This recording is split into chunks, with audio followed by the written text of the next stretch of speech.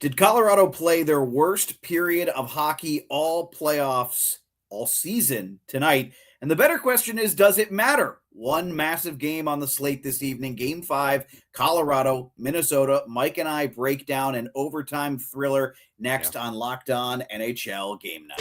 When that final horn sounds, you know it's time for Locked On NHL Game Night. All the post-game reactions to every game across the league, every single night, with insights only the hosts at Locked On can provide. Prepare to experience game day reactions like never before, only on Locked On NHL Game Night. Your team every day. Good morning, good evening, good afternoon, good night, whatever time of day you've chosen to join us, whether via podcast or if you're watching us on YouTube here, part of the Locked On Podcast Network. We're grateful that you're with the #1 sports podcast network around. You can like, subscribe, follow, whatever the preferred nomenclature is to the shows on YouTube, but you can also do it at your preferred podcasting platform, and it will let you know when new episodes drop. You'll get push notifications right to your phone, which makes it easy. You don't have to seek things out. It'll come to you. Today's episode is brought to you by our friends over at Gametime. Download the Gametime app and create an account. Use code LOCKEDON for $20 off your first purchase. I will be using Gametime very soon, in fact. Yes. I'm Alex Wiederspiel, digital journalist and play-by-play in the northern West Virginia area. Mike Ostie, what's up, man? What's going on? Yeah, digital journalist in the Pittsburgh market, most notably with Yard Barker, and I host the podcast Mike Drop that's played on Sirius XM, and hang out here to help out with Locked On NHL Game Night from time to time. And now we are moving along throughout the NHL playoffs, or the Stanley Cup playoffs, actually, officially. I saw the other night, actually, right when we got off the air, I think you guys were recording one of your podcasts, the Howitzer and Buzzsaw show, live. Okay. The other I night did on stream on, that on live. YouTube. Yes. Yeah. I didn't get it. Live. I was uploading the episode Monday, so I didn't check it out to watch it. But I was like, "Ooh, he's up!" So that's good to see. That is, folks may not realize that is one of the longest running sports podcasts. That is going fair. On what, 14 years now? I believe. Yeah, 14, maybe 15. I mean, there's been peaks and valleys. There's been roller coasters. There's a couple times where it was with the network. Now it's just kind of us in the midst of our careers. It's been consistent. It's been non-consistent, but it's always been ongoing nonetheless. And we do talk about all of this. We do talk about the Stanley Cup playoffs on that show for that free plug of the HBS. But we did mention a lot of what we're going to talk about on this show in our last episode that's available on Wiki Pods. So let's get to it. Colorado played maybe their worst period of the season, certainly their worst period of the playoffs. And Mike, it did not matter. They wind up coming from behind, down 3-0. They score 1 goal in the second. They score 2 goals in the third, including Nathan MacKinnon with honestly Zach Pearson has a great description of it, so I'll let him describe the Nathan MacKinnon goal, but it was absolutely brilliant. And then the OT winner from Brett Kulak, the former Penguin and Oiler of all people, with his first of the postseason to get the job done. Before we get to Zach, give me your initial reaction to Colorado getting the win over Minnesota in Game 5 at home and closing out what many believe to be the best Minnesota Wild team in decades in 5 games. 100% the best Minnesota Wild team in decades, and they can complain about the format and having to face Colorado in the second round and maybe not in a conference final. And I do believe they still have an argument. We'll see what happens in the conference final as the second best team in the West. But we now know there's a bar between the second best, that argument, and the Colorado Avalanche, who are way, way up here off the screen. And really the major takeaway is it would be almost a shame in a way if the Avalanche do not finish the job and not only make the Cup final, but win the Stanley Cup. They have been the best team all year long, maybe not as historic as it was at the beginning of the season because they did go through a little bit of a bumpy ride after the Olympic break, but they are now hitting their stride. They are looking like they did back in November and December, and especially thanks to Nathan MacKinnon, who did not have to dominate in the first round when they swept the Kings. An empty net goal was really all he was putting together, even taking advantage of empty netters early in this series. But now he's showing his athleticism. He's showing his full-on ability. He's showing his ability to take over games. And they almost feel destined to win a game like this after that first period. If you're Minnesota, you got to feel like you're snake bitten in a way, and this was your best team, but you're not nearly them. And we'll see about next year. And if you're Colorado, you have to feel destined. And McKinnon scoring that goal late to get it to overtime and then winning it in OT. And once that goal was scored, you kind of felt like the Avalanche were going to eventually win this in OT. But I'm impressed because I thought Colorado would win this series. I even thought they would win it relatively convincingly after the first game and all those goals and them still winning it by a few. I didn't predict in 5. And I also thought Minnesota would take this game to make this a longer series, especially after that first period. Didn't happen. The Avalanche got through. They're destined. They're going to have a long break now, you would imagine, depending on what happens in the other Western series. And either way, they're going to have somewhat of a break. And yeah, this just is another check mark in the column of it looks like the Avalanche are destined and it's their year. I will say the one thing that's kind of funny about the Avs, this has now happened twice to them where they've had a closeout game up by multiple games and they came out a little flat against LA. The issue for the Kings in that one was the Kings don't have enough finishing talent. So they came out firing and they took an early lead and then Colorado scored 5 unanswered. In this one, Minnesota scores 3 unanswered to start the game. But I think what was most notable, how bad Colorado looked in that first period. Like it wasn't just like Minnesota wasn't doing anything special. They were making crisp, solid reads, good passes, like solid, what they did earlier in the series when they weren't being able to convert as easily. Right. It looked easy. Just solid stuff. But Colorado was, they were losing every puck battle. It was bananas. Like I remember I went back and watched the second and third goals in particular were really rough. On the second goal, Logan O'Connor makes a not great read after they lose the puck. And he just, for whatever reason, he takes a beat and watches the play instead of following the play. And then he winds up being behind the play as the goal gets scored. And on the third goal, I thought as well, it was a split defensive pairing of I think it's Jack Akon, I think is how he says his name, or Akon, but he's not a regular player in the lineup, but he was in because Malinsky's out. But so he makes he's only 5'8", which, taller than me, but there's a reason why I don't play in the NHL. He gets kind of bodied off the puck on a rebound taller attempt. than me, for anyone who doesn't know. Yeah, okay, fair enough. And then Devon Taves makes a kind of a late read after seeing his partner for that moment get bodied off the puck. It was just very weird in that first period. Colorado looked so not with it. Completely discombobulated. 100%. And the weirdest part about Colorado, which maybe could be a problem in the Western Conference Finals and could be a problem in the Stanley Cup Final, if you've noticed so far through the playoffs, Colorado's worst games overall, where they have these weird periods and just collectively their worst games of these series, aside from, they did lose one to Minnesota, but even going back to the Kings series, game 1 and then the clincher. Game 1 and then the clincher. It's weird. They open up series kind of sluggish and not themselves. That was the issue even against the Kings in game 1 of that series. I remember even on this show, Eddie, who's the host of the Kings here with Locked On, he was even talking about how if the Kings had any more firepower, they might have been able to win that game. Mm-hmm. And they just weren't good enough to be able to steal it. The Avalanche were not nearly at their best, and they were kind of sluggish, and then they dominated the rest of that series, but they kind of had a rough go trying to clinch it. They just, again, were the better team who exploded late in that game to finally finish the job. And then here in this series, game 1, they win, but all those goals were scored. They had their worst defensive game maybe in years, and they just win it because they do more offensively and have a little bit better goaltending. And then you get here into the clincher where they have that horrendous start to the game. They have a comeback. The Avalanche likely are going to win the cup, and they won this series because unlike Minnesota, unlike everybody else, they can score 3 goals on a dime. They can do it in a couple minutes. They're never out of a game. You have to have a 6-goal lead really to bury them. That's why they're so good and likely going to win this whole thing.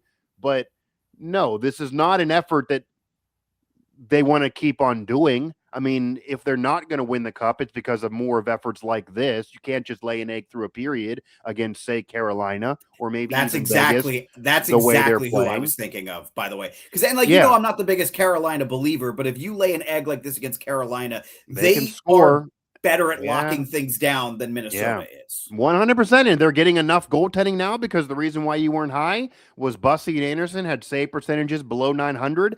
That's not the case so far through these playoffs. Anderson has been standing on his head and been certainly fine. Now, and this isn't a Kane show, but we'll see what they are when they get into a tougher series, which will be the case in the Eastern Conference Finals, no matter who they play. You could argue and I did say it actually on the show that you just hyped there on the Open, that the only teams they would have swept out of all the teams that they maybe could have faced in the postseason probably were Ottawa and Philadelphia. I think if they would have played the Islanders, they would have lost the game. I think Detroit maybe could have beat them in a game if they were playing like they were back in January and February. So maybe they were a little overrated based on who they're playing. We'll see. But if it's the matchup of Colorado Carolina in the Cup final, which right now that's looking like it could be, then yeah, Colorado can't lay eggs like this and expect to win all those games, expect to win the series easily, and maybe could even lose the series if Carolina keeps getting this goaltending. So it'll definitely be different. But if the conference final, which we'll get into later in the show, will matter, is a different story. Yeah, and we're going to put a pin in Minnesota for a minute because we're going to talk a lot about the Wild in the next segment as well. But I do want to ask you, so Colorado made some serious adjustments, including pulling the goaltender. Right. And I did not think that Mackenzie Blackwood was at fault, but I didn't think he looked great in that first period. There was even a goal that debatably, I didn't think that it was 100% crystal clear that it was batted in with a glove, but whatever. He didn't look great, but it was a team effort, those 3 goals. He wasn't great and the team wasn't great in front of him, but they really locked it down when Wedgwood comes in. Do you have a guess? They gave up 6 high danger chances in the first period alone at 5-on-5. Do you have a guess on how many they gave up the rest of the game combined? I mean, certainly a low number. It's low. It's definitely low. 1, 0, 2, some 2. Yeah, I was going to say I didn't see too many.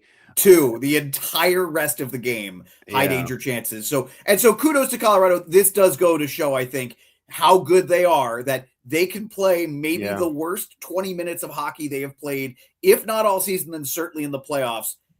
And they still can find a way to play a great game the rest of the way. It's because they have so much talent. On paper, they're the best team in the NHL, including the Eastern Conference. And it's because they have one of the best players in the world that can take over a final minute like McKinnon did. And when you have all that together, even if you have a rough period or a rough game or a rough series, which they haven't experienced multiple rough games or a rough series yet through these playoffs, they have the period, then you can still be fine and can still win. They're never out of a game. I mean, I'm not even saying this in jest. You literally need a 4 or 5 goal lead on them to bury them. You go into a period, it was even said on the broadcast, they're not out of this yet. And they were down by multiple goals going into that final period. And they're down 3 goals to open up the game. And the funny thing is as well, the whole commentary about Minnesota was throughout this series, they have the firepower. They can kind of hang with them.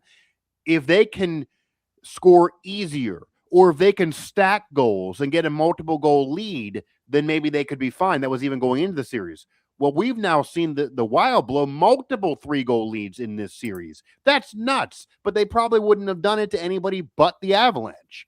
That's the disparity right there, especially offensively. And if they don't win the cup, they're not getting enough in net. You could argue that when they were getting goaltending in the first round, the Kings, again, didn't have enough on offense. So we will see when they face better offensive teams what they get in net, how quick the leash is, if it ends up being more of a tandem thing than it really was just one guy against the Kings, and we'll see from there. But the reason why they pulled the goaltender, this is a team that doesn't want to linger around. They don't want to win the series in 6 or 7 when they know they're going to win it anyway. They know they're going to win it anyway. They don't want to do that. They want to make do with somebody when they can. They want to go ahead and get rest, and this is all about winning a cup. So that's why they had the quick trigger, and it worked. And they're on to the conference final, and right now they look unstoppable. Yeah. Let's give Zach Pearson of Locked On Colorado Avalanche the final word for this segment, and then we're going to turn the page, sort of. We have more Avalanche and Wild stuff to discuss in segment 2, but let's hear from Zach. The Colorado Avalanche are going on to the Western Conference Finals. We don't know who they're playing yet, but they take care of business tonight against the Minnesota Wild. 4-3 overtime game that really, man, I had no idea how that game was going to go after the first period, and you give up 3 goals to Minnesota. Bednar makes a goaltending change, pulls Mackenzie Blackwood in favor of Scott Wedgwood. The Avs get 1 goal in the second period, scored by Parker Kelly. Then you get into the third period, you still have a 2-goal deficit with under 4 minutes to go. Jack Drury comes up big, gets you within 1, and then with the net empty, Nathan McKinnon does not miss short side, a magically small spot in which to put that puck, and he roofs it. He does describe it. Ends up tying the game, sends it to overtime, where Marty Necas, who factored in on both the game tying and the game winning goal, wraps around the back of the net, gets it over to Brett Kulak, who scores his first goal of the postseason, and what a time to score that goal. The Avs are going on. Like I said, we'll wait to find out who that is. But for this game, we're going to celebrate. They're going to celebrate. And the Avs are going to the Western Conference Final. Oh, and it's the first time they've won a series on home ice in 18 years. Jack Drury, number 18, scores. It's all adding up. We'll break down the whole game on the next episode of Locked On Avalanche. We are excited. Let's go, Avs. Oh, I was just going to say, I don't think I'm right about this, but that would be very funny, too, if Jack's uncle, Chris Drury, was actually on the last Colorado team, but I think that he had already left by that point and was playing for Buffalo by then. So couldn't quite get the full serendipity there. Coming up in the next segment, we're going to find out what's best for Colorado as far as their path forward, and then what's next for Minnesota on their path into the offseason that's ahead here on Locked On NHL Game Night. The hunt for the Stanley Cup is on. Now you can trade every game on KALSHI. On KALSHI, you can trade every single playoff game, every series, conference finals, and the Stanley Cup finals. Vegas, for example, is trading at 52% probability right now to beat Anaheim. So a $100 trade would pay out $167 if they win. As the playoffs continue, those numbers are going to move in real time, and you can buy in or out at any time. On KALSHI, you're trading against peers in a live market, meaning there is no house. And as the probability changes, you can buy in and out of your position. For a limited time, download the KALSHI app and use code LOCKEDON to get $10 when you trade KALSHI, KALSHI, trade on anything. Plus, if you've got a sweet tooth, you know how tough it is to find the perfect treat without all the sugar. That's why Cotton Candy 5-Hour Energy Shot brings that nostalgic flavor back in a whole new way. It's the classic cotton candy taste you remember, but with a tasty caffeine boost and zero sugar. It's a quick, easy way to satisfy that sweet craving while keeping things simple and on the go. I like how convenient it is, small, portable, a shot I can just grab whenever I need a little pick-me-up in the afternoon. It's become my go-to when I want something sweet, but I also don't want to go overboard, which I'm known to do. Bring on the sweetness with Cotton Candy 5-Hour Energy Shots, available online now at 5hourenergy.com or on Amazon. Yeah, we hide the Halloween candy in my house. When we get to mid-October, my wife has to hide it from me, which is fair. When it comes to certain things, I do not have much in the way of self-control. I hear you on that. We also deal with Easter candy over here, and sure. I have a daughter that Easter became like Christmas for in terms of the candy, and a lot of that lingered on. So Daddy has to inspect first before we can verify that it's good for you. So let's talk a little bit about Minnesota. They walked into the third period tonight. Granted, they were dominated in the second period, but they still led 3-1. They walked in, according to Mike Kelly, they walked in, Sport Logic had them at an 88.1% chance of winning the game heading into that third period. Yeah. Here's how Seth Topol of Locked On Minnesota Wild responded to the result of the 11.9% Colorado Avalanche winning.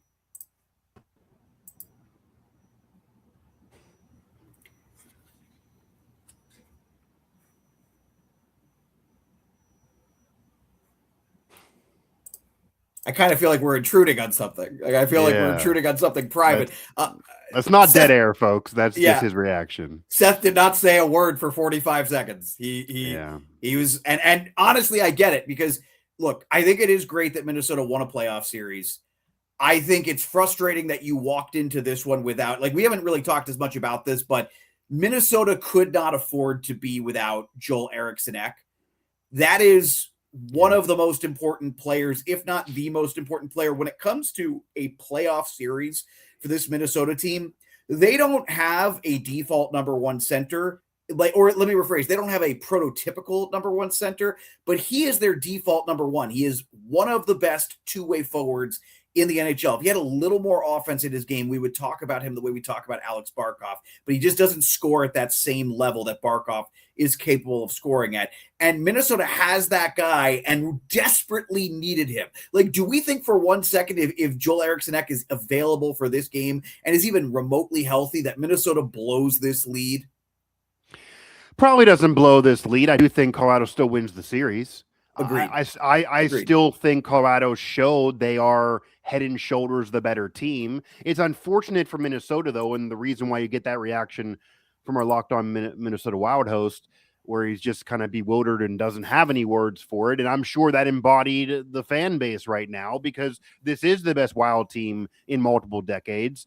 This is a city that hasn't experienced a Stanley Cup championship yet, even going back to the North Star. This is a city that lost a team once and then had to see that franchise win a cup elsewhere. This is a market that is knee-deep in hockey all the way around and has yet to fully taste the ultimate goal, and a franchise now in the Wild that has taken a trek in the wilderness to even get here. And then they make the trade for Quinn Hughes.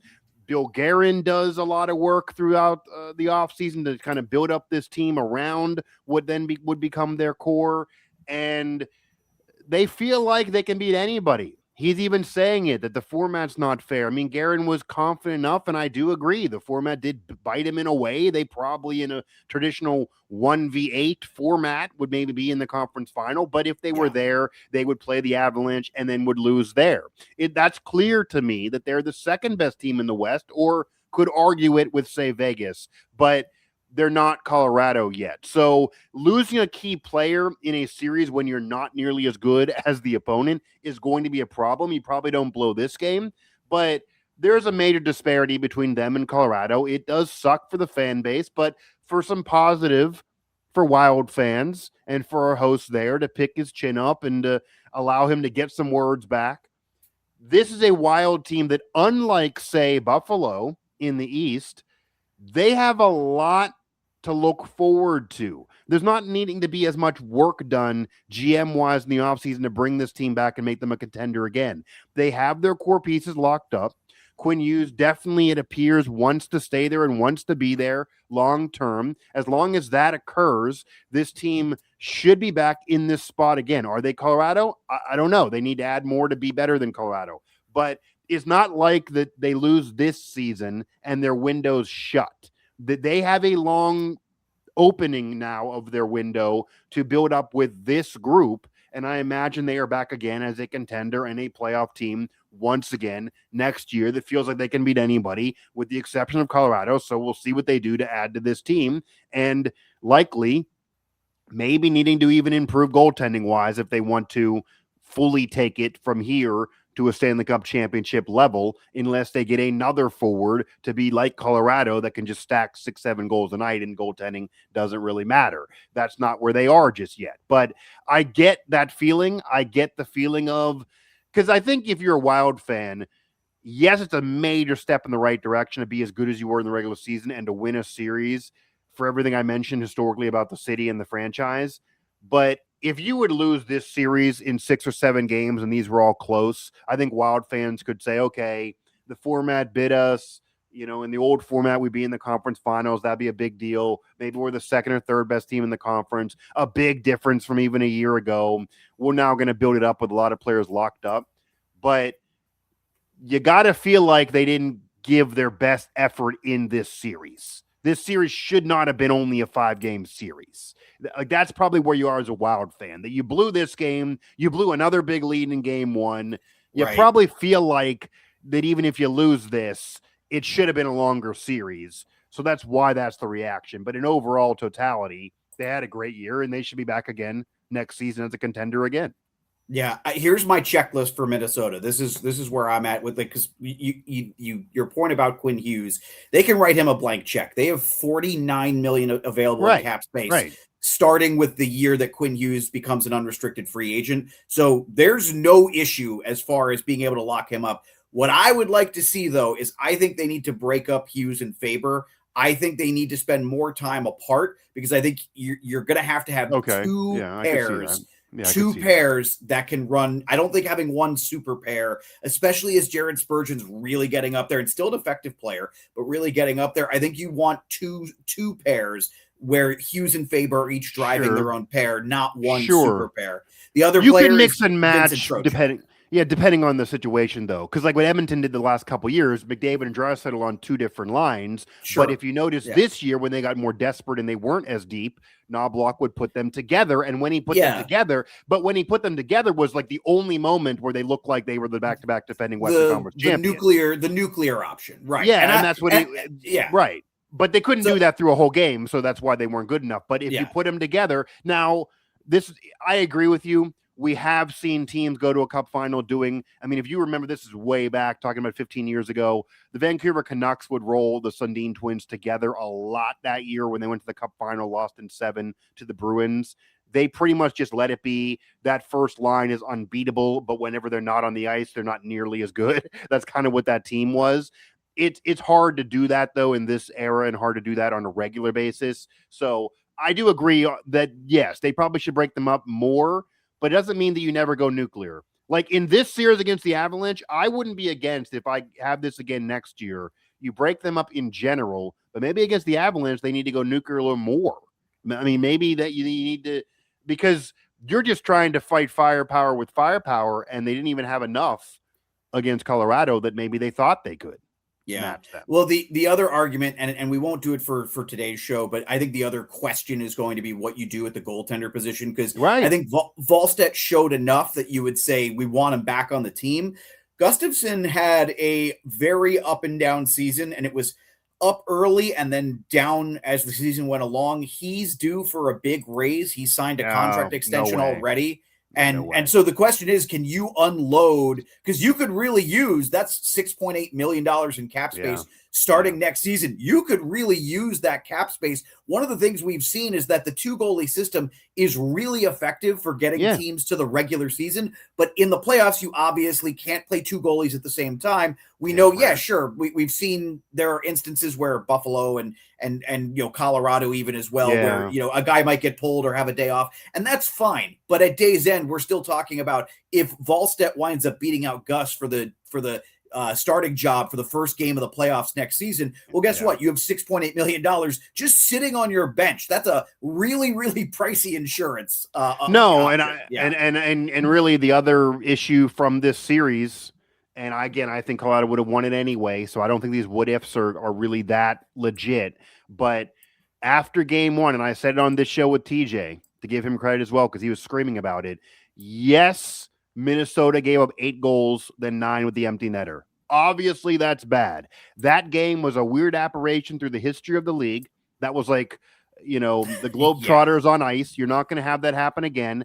I would not have changed my goaltender for game 2. I would have kept going with what happened there, like Colorado did. They gave up 6 goals. They weren't happy, but they stayed the course. Now, obviously, they had a quick trigger in this game 5, but there has to come a time where you have some confidence in your guy, and eventually in the playoffs, even if it's a tandem in the regular season, you do need to distinguish who is the 1 and who is the 2. And going to the other side of the bracket here, to John Tortorella's credit, he did that with heart. He was even, the media was, every game was criticizing him and saying, how do you keep this man in that? And he said, I know my guy, got to stick to it. You could argue with stubbornness for a while, but now they look great, and he's picked it up and he's been great. But there's something to be said about that you your goaltender, it's very rare through a playoff run if you win a cup. Is he going to be great every single game? There's going to be hiccups. There's going to be peaks and valleys there. You got to eventually stick with a guy. I would have stayed the course after game 1, and that game 2 is was a horrendous effort, was even worse than game 1, and kind of, set the course to lose the series. So that's something that's a what if story. But yeah, Gustafsson, I would not bring him back. I would certainly not give him a raise. You can get that level of play from somebody else. I do think they need to improve overall in net. And the days of a goalie tandem winning a cup are probably over, although it's happened in the history of the league.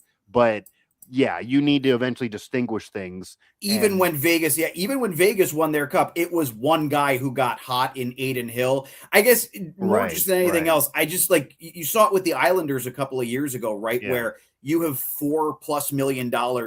This when they made the playoffs a couple of years ago. You have $4+ million sitting on the bench in the too much. era. Too much. It's too much money. Yeah. If it was like $2 million, then okay, but not $6+ million in this era. And I mean, one of the Penguins back-to-backs from 16 and 17, Fleury lost his starting job, but then had to win a big game throughout that postseason. You need the other guy. You're going to need to spell somebody. You're going to need a big game from somebody else. But the only champ that I can really think of in recent memory that it was really a tandem was the 08 Red Wings. I mean, Osgood and Hasek were really trading off through most of that season, all the way from the drop of the puck to winning the Stanley Cup. And then it eventually became Osgood's net, though, through that cup run. Eventually, somebody has to distinguish themselves. I mean, even if you're splitting time throughout a whole year, eventually someone distinguishes themselves. And I think Minnesota maybe read too much into one weird anomaly game that they could have just left alone and let be what it was and just stayed the course, because there's a difference between these two goaltenders, and Gustafson's not the better of the two for me. Yeah. So if you're giving him a raise or else letting him go, I'm certainly not giving him a raise. They already gave, the problem is they already gave him the raise, so they got to find someone to take that contract. Is the problem. But I would not be in the interest of keeping this. I would be fine with figuring something out, working a trade. I think you need to bring in somebody else to stabilize and even be a better backup during the season, to be honest. Yeah, but Gus was not. He was rough after January 1st. He was one of the worst goalies in the league. Right. Like if you're going to split time and have that quick trigger, it's not with him. So no, they need to improve a net if they're really going to be a cup champion. Maybe also add more offense if you're dealing with Colorado in the conference. But they should be back as one of the contenders. If you're talking, Dallas, San Jose, Anaheim, Vegas, say Edmonton, they're right there with those teams, as is for next year. Are they Colorado? Clearly no. Like there is a clear line, and Colorado again looks destined. We'll see if they actually finish the job, because that's not guaranteed. Certainly the way Vegas is playing, assuming that they advance. We spent longer than I thought on Minnesota, but they're super interesting. I won't pretend they're not. And I think this is probably going to be where Vincent Trocheck winds up. I think now that it's, especially with, there's now no possibility of a Charlie Coyle reunion with him extending with Columbus. I have to think that Bill Guerin is going to go get the guy who was so useful for him on his perfect Team USA penalty kill anchored by Vincent Trocheck. I got to think that they're going to go get him. Let me ask you this real quick before we go to break. Just off the top of your head, if you're Colorado, do you rather, what's the most important thing for you? Do you rather see Vegas? Do you rather see Anaheim, or do you rather see this go to Game 7 and then at that point you don't care?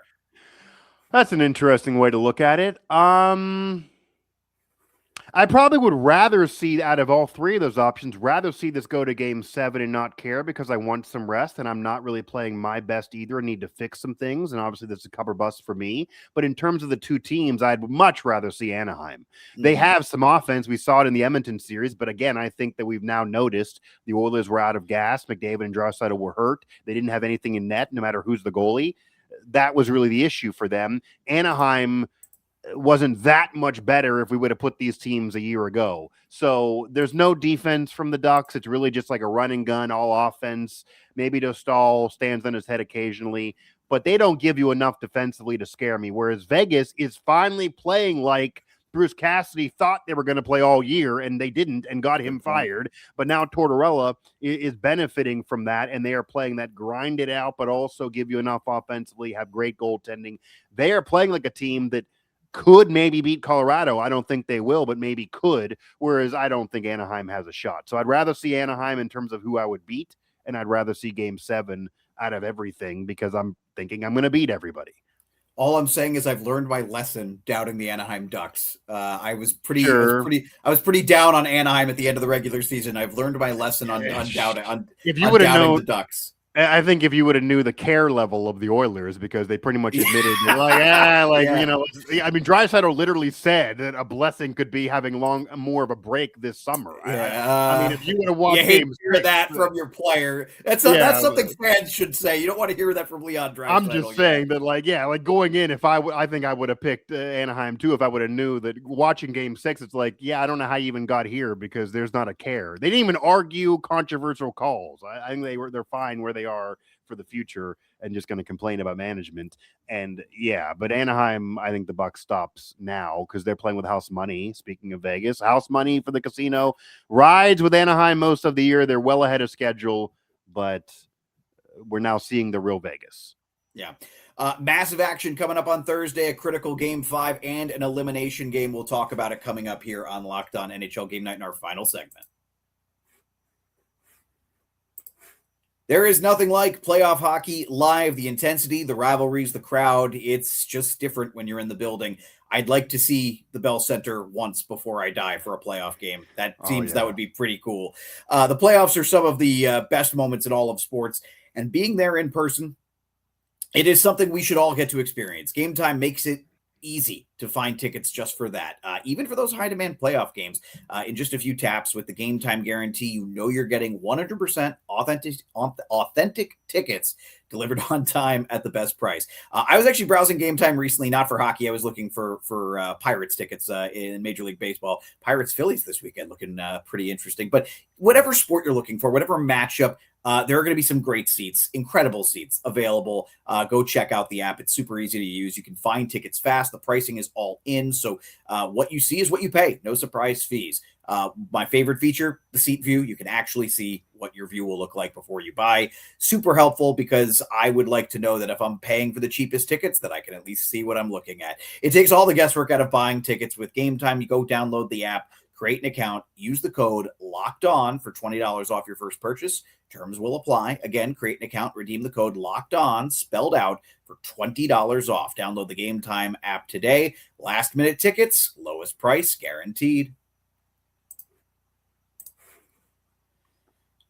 All right, Mike, big night on Thursday. We won't spend a ton of time on either game, but I am curious, one, what game are you more excited for? Game 5 of Montreal Buffalo or Game 6, an elimination game of Vegas at Anaheim? Yeah, easy. Montreal Buffalo. It's the series I've been most excited about. I forget how many games these series go. This is the best series to me in terms of how highly contested they are all the way throughout. And yes, Montreal had some moments earlier in the series that maybe they would, wish they could have back. And same thing with Buffalo early on. But this looks like a Montreal team that, speaking of destined, they are very, very deep. They were very, very underrated going in the postseason. And I thought that if they got through that first round series against Tampa, they could make an Eastern Conference Finals run. And we're here, and they certainly can. And they're getting great goaltending from Dobis, and they have so much depth and scoring in front of them, they can beat anybody, and that certainly includes Buffalo. Lindy Ruff talked about early in the series, maybe we underestimated them, and if you underestimate a team that good, you're going to lose. And we'll see if that ends for Buffalo in terms of the underestimating, but I mean, this is a big situation going on here. Buffalo manages to make this one that likely is going to go 7, get some revenge off of Montreal, winning some games handily earlier in the series. And both these two teams have big moments, but also games they wish they could have back so far. And I would imagine if we don't get 7 out of this, the hockey gods are screwing us, really. We got to get 7 games out of this series. Yeah, my hot take the other night was that if Buffalo won Game 4, they weren't losing another game in this series. But okay. I don't know. That's hard to say that with Montreal, man. They can brush their shoulders off. I don't have a lot of confidence in that prediction. Let's put it. Yeah. I mean, I predicted this series to go 7 when we first started, but I don't have a ton of confidence in that. But it was just kind of fun to say it in the moment, more because I am a big Buffalo believer. I really think they're the better team. I don't think they've played as the better team, especially in games 2 and 3, but Big Buffalo believer. I am excited for Anaheim Vegas though, and it's because there's this weird dichotomy between these two teams. I talked a little bit about it. I was on a radio show in West Virginia today, asking a little bit about this series in particular, and it is funny because this is kind of a mirror image in some ways of the Vegas-Utah series, right? Where you have two things at play here. Anaheim loses, like Utah did, a critical coin flip game 5. The difference we'll have to see. Vegas went to Utah and then buried the much younger, but less experienced Mammoth team in that game 6, just rolled over them. And we've seen Vegas roll over Anaheim at times in this series, but Anaheim has always bounced back. They have not played 2 bad games in a row the entirety of these playoffs. So I don't think they played bad in game 5. It was just a coin flip game. So I'm pretty excited for that one because there's a lot of push-pull factors at play there. Again, I doubted Anaheim, and they had a bad end of the regular season, and no one can say otherwise, but they have figured some stuff out in the postseason in a really impressive way. Yeah, I hosted one of these final regular season shows and had the question of will Anaheim win another game? And yes, they would win another series. Turns out, and it turns out they win a bunch of games. In all honesty, I'm excited for it. It could go 7, but I think what we've seen throughout the series, and this is what we've seen or should have seen throughout the year, but we didn't get to because Anaheim was playing above themselves with a surprise team and Vegas was underachieving. That's why they fired Bruce Cassidy, but now they've been so great since Tortorella came aboard that there is a higher ceiling with the Golden Knights. These two teams can play equal. Anaheim can play up to that level, especially offensively in spurts. I don't think they have it defensively to win this series, but Vegas just has a higher ceiling. They can take over games. They have more talent on paper. Alex, if we were going to do the old school, just check the boxes, Vegas has, for the most part, the better players. For the most part, you would check those boxes in favor of Vegas, especially the way they're playing now with Hart also stabilizing in net. So I would be really surprised if Vegas does not win this series, does not even clinch this series and win this series on Thursday night. I wouldn't put it past Anaheim dragging this longer. But Vegas, to me, feels like they're finally finding their groove. They realize they're the better team. They realize they're finally playing to their full-on potential. Mark Stone and company look like Mitch Marner. Like they're all playing as well as they can. And Tortorella, to his credit, he's getting the most out of this group now. Bruce Cassidy is a great coach. I joked on the HBS that maybe they should share a ring here if they would win the cup because, a lot of work was done by Cassidy to get it to this point. But Tortorella is showing, as much as people make fun of him, it's hard to have Tortorella around, Alex, for several years in a row. He will wear thin it's almost the perfect guy to coach a team just in the playoffs alone, and that be it. Like, you can handle him for 3 weeks and he'll get the best out of you for 3 weeks. So that is almost what you're seeing now from Vegas, who really, they might not even want to play for him, but want to show that they were better than what they put forth in the regular season. We'll see. And for the franchise and for those fans there, this could be their 4th trip to the conference finals in 9 years of existence. I don't think any franchises that are dealing with drought, or we talked about Minnesota and Wild fans, they got to be jealous. Like, that is one hell of a first decade for your franchise. I have a lot of thoughts on the way Vegas has built what they've done. Obviously, we'll save them for another time, but suffice to say, I am a fan of the Vegas aggressiveness. I believe more teams should be adopting this. And I consider them, I think there are 4 teams who are, I would consider top tier when it comes to pro scouting. Vegas is one of the 4, and that's why they, use your number, that's why they are potentially about to be in the conference finals for the 4th time. With another coach. 9 years. With another coach. Right. Like, that's why, like, that is insane that they have done this with different iterations, different goaltenders, different head coaches, different core players, different top offensive forwards, all through these 9 years. Like, this is almost like a college program that they recycle out a group every 3 years. They get a new group in to do this, and some have carried over, but that's what's nuts. Yeah, it's remarkable. It is really remarkable. Colorado, by the way, is one of the other 4, which is funny. And of course, they are likely going to face them in the Western Conference Finals. The other 2 are out. Florida, who just won 2 Stanley Cups, and Tampa, who's been knocked out 4 years in a row. Man, that number 4 keeps coming back. Anyway, Thanks for tuning in, folks, to Locked On NHL Game Night. Mike and I are done for the week, but Eddie and Shu are back tomorrow night with those two big games. So make sure you check out their show tomorrow, wrapping up everything that goes down on Thursday night with two massive second-round playoff games and a potential elimination game. Find me on social media at The Radio Spiel if you want to talk puck. Mike, where can the folks find you? At Mike Osti 11 all through social media, and you can find all of my content everywhere else I am all through there as well, at Mike Osti 11.